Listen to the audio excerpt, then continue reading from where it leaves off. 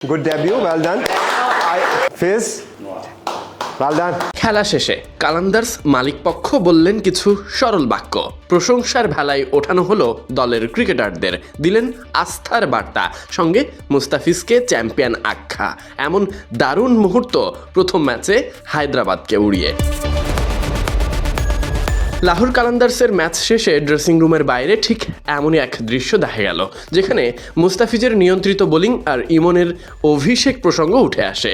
দুই বাংলাদেশি ক্রিকেটারের ইনিংস মুগ্ধ করে লাহোর ম্যানেজমেন্টকে। দলটির মালিক সামিন রানা এদিন আলাদা করে প্রশংসা করেন দলের চ্যাম্পিয়ন পেসার মুস্তাফিজুর রহমানকে।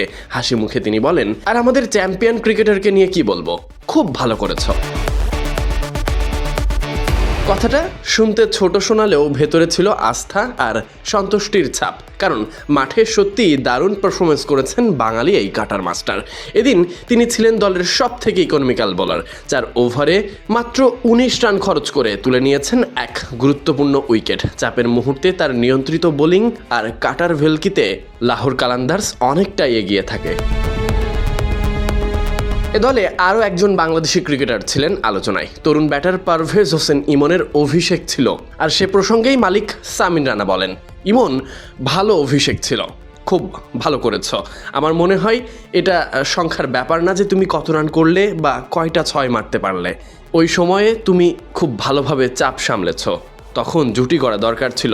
তুমি স্বাভাবিক খেলার বাইরে গিয়ে ধৈর্য ধরে খেলেছ, তুমি দলের জন্য খেলেছ, সেজন্য তোমাকে অনেক ধন্যবাদ।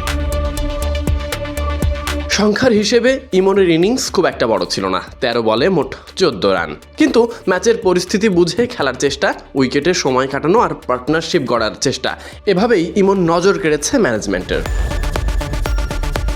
ম্যাচ শেষে এই মুহূর্তগুলো পরে সামাজিক যোগাযোগ মাধ্যমে প্রকাশ করেছে লাহোর কালান্দার্স। সেখানেই দেখা যায় খেলোয়াড়দের প্রতি মালিক পক্ষের আন্তরিকতা আর উৎসাহের প্রতিচ্ছবি। Sadiq Ahmed Sani, BD cric time.